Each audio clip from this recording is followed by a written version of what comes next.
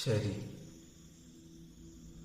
പാതിരാവിനെ എന്നും ഭയന്ന കുട്ടിമുല്ല അന്നു വിടർന്നത് പാതിരാവിലായിരുന്നു. ആ രാത്രി അമ്മമുല്ലയുടെ കഥയിലെ പകലും വെളിച്ചവും ശലഭങ്ങളും കെട്ടുകഥയായി മാറി. രാത്രിയുടെ ഇരുട്ടിൽ പരിണാമം കൊണ്ട പകൽ വാത്സല്യത്തെ, സ്നേഹത്തെ, സൗഹൃദത്തെ കുട്ടിമുല്ല തിരിച്ചറിഞ്ഞു.